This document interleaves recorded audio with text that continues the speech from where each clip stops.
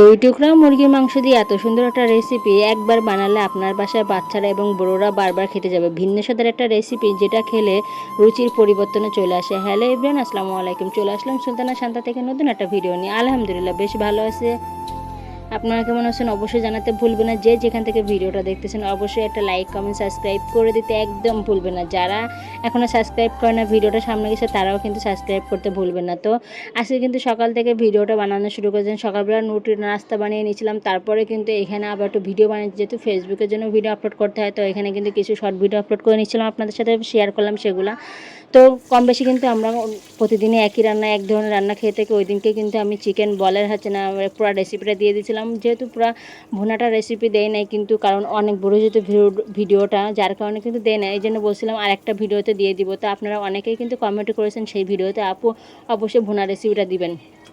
তো দেখতেই পাচ্ছেন আমি কিন্তু এখানে ভাজার এখান থেকে দেখাচ্ছি যেখানে কীভাবে ভেজে নিয়েছিলাম, একদম পুরো ব্রাউন মতন করে ভেজে নিচ্ছিলাম। আর আমার এই চিকেন বলটা এত পরিমাণ সফট হয়েছে যে আমি নিজেই প্রথমবার বানিয়েছি। বেশিরভাগ টাইম কিন্তু আমার শাশুড়ি আম্মাই বানায়, তারপরে উনি সব কিছু মাখায় দেয়, তারপর আমি ভেজে টেজে রান্না করি। কিন্তু এবার প্রথমেই আমি না আমার নিজের হাতে সমস্ত প্রসেস, ব্লেন্ডার থেকে শুরু করে মাংস সবগুলা। আর আমি শুরুতেই কিন্তু মাংসটা ব্লেন্ডার করে নিয়েছিলাম একদম মিহিন করে, যার কারণে কিন্তু এত পরিমাণ সফট হয়েছে। আবার যদি আপনি একটু ছিটা ছিটা মাংস মতন রাখতে চান তাহলে কিন্তু আবার এতটা সফট হবে না। আর বেসনটা একটু কম দিবেন, তাহলে কিন্তু একটু সফট হবে মার্বেলের মতো। এটা কিন্তু আপনি ভাজা অবস্থায় খেতে পারবেন এবং ভুনা অবস্থায় কিন্তু অসম্ভব মজা লাগে। তো ভুনার জন্য এখানে আমি পেঁয়াজটা মোটামুটি দেখলাম ব্রেস্তা টাইপের করলাম, তারপর মরিচের গুঁড়া, তারপর ধনিয়া গুঁড়া, তারপর একটু জিরে মরিচের গুঁড়া, হালকা একটু গরম মশলা গুঁড়া দিয়ে দিব। আর আদা রসুন বাটাতে দিয়ে দিলাম, দিয়ে একটু মশলাটা ভুনে নিয়ে তারপর কিন্তু আমি চিকেন বলগুলো ছেড়ে দিব। এইভাবে কিন্তু রান্নার প্রসেসটা খেতে অনেক মজা লাগে।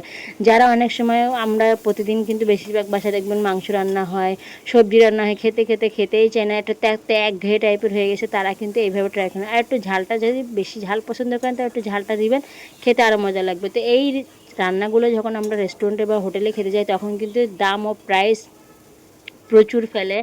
আর সেই দামে কিন্তু আপনি বাসায় প্রায় অনেকগুলো বানিয়ে নিতে পারেন। আমি মাত্র 2 টুকরা মাংস দিয়ে কিন্তু এখানে 20টার মতন, 20টার বেশি আমি বানিয়ে ফেলছিলাম। 22টা দিক দিয়ে আপনার ভাইয়া ভাজার ফাঁকে কিন্তু আপনাদের ভাইয়া অবশ্য নিয়ে গিয়ে খেয়ে নিছে। অবশিষ্ট আমার এই কটাই ছিল, তো আমি এই কটাই কিন্তু ভুনা করে দিয়েছিলাম। দেখতেই পাচ্ছেন মশলার সাথে একটু কষিয়ে নিচ্ছি। কষিয়ে নেওয়ার পরে এখানে কিন্তু আরেকটা স্পেশাল জিনিস যেটা দিলে অসম্ভব মজায়, সেটা হচ্ছে টক দই এবং টমেটো সস।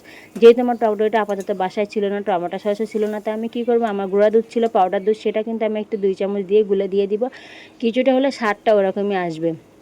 তো দেখতেই পাচ্ছেন আমার হাতের চাপটা দেখে যে কতটা সফট, আর ভিতরে কতটা একদম কি বলবো এত সুন্দর লোভনীয়, যে আমি বারবার এই রান্নাটা বা এই চিকেন বলটার ফিদা পড়ে যায়। অনেক সময় দেখবেন এই চিকেন বলটা আপনি এই জায়গাটায় যে বেসনটা দিয়েছেন, বেসন দিয়ে না করে যখন আপনি পাউরুটি দিয়ে করবেন, পুরো দোকানে যে চিকেন বল বাচ্চারা যেগুলো খায়, যেগুলো রেস্টুরেন্টে দামি টাকা বিক্রি হয়, সেগুলো কিন্তু হয়ে যায়। শুধু একটু সেদ্ধ করে নিতে হয় প্রথমে। ইনশাল্লাহ একদিন ওই রেসিপিটাও দেখাবো।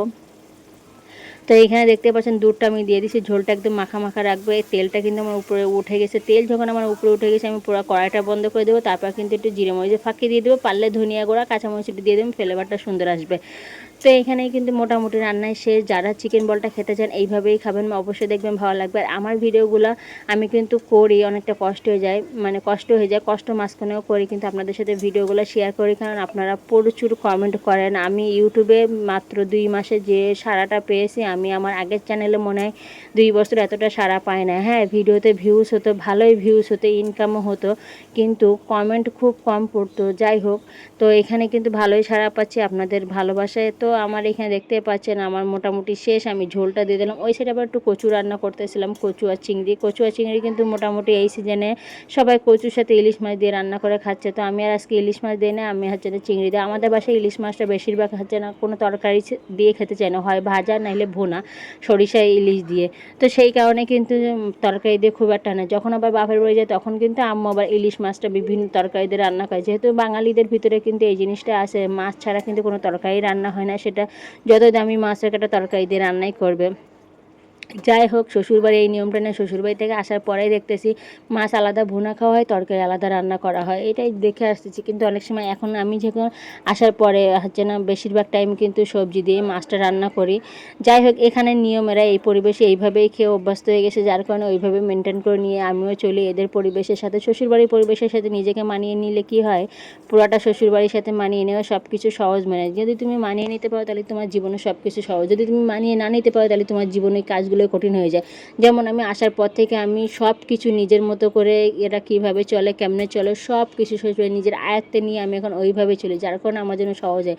আর যারা আমার আশেপাশে এই ফ্যামিলি অনেকে আছে যে হচ্ছে কিনা মানিয়ে নিতে পারে না, তাদের কিন্তু একটু অ্যাডজাস্ট করতে কষ্ট হয়। যাই হোক, কথা বলতে বলতে অনেক কথা আপনাদের সাথে শেয়ার করলাম, ভিডিওটা কিন্তু অনেক লং। আর হচ্ছে না, ফেসবুকে যারা কাজ করতেছেন তাদের অবশ্যই পেজের কী অবস্থা আমাকে কিন্তু জানাতে ভুলবেন না। বর্তমানে নতুন একটা পেজ খুলেছে, পেজে কিন্তু এঙ্গেজমেন্টের অবস্থা অনেক খারাপ, বুঝতে পারতেছি না কীভাবে কী করব। তো আপনারা পেজের কাজ করতেছেন, কী অবস্থা, কে মনিটাইজেশন পেয়েছেন অবশ্যই কিন্তু আমাকে জানাতে ভুলবেন না। যেহেতু একজনের সাথে যদি কোলাবোরেশনভাবে একটু কাজ করা যায় তাহলে কিন্তু আরও ভালো লাগে। যেমন এখানে যদি আপনারা কমেন্টে জানান তাহলে কিন্তু আরও ভালো লাগবে যে কার কী অবস্থা, তাহলে নিজের মনটাকেও শান্তি লাগবে। এখানে কিন্তু দেখতেই পাচ্ছেন কলিজা আছে, গরুর বট, তারপর মাথায় একটা মানে কিনে নেওয়া হয়েছিল আমাদের দুইটা গরুর, বড় বড় দুইটা গরুর পুরা কলিজা, বট, মাথার মাংস, নেহারি সব নেওয়া হয়েছিল। পুরো সারা রাত ধরে কিন্তু এটা বানিয়েছি, করেছি, বসাইছি, রাত ভরে প্রচুর কষ্ট হয়েছে। কিন্তু দিন শেষে যখন এখন রান্না করে খাই তখন কিন্তু বেশ আরামই লাগে। তো এইখানে আজকে ভিডিওটা সম্পূর্ণ হবে। আল্লাহ হাফেজ।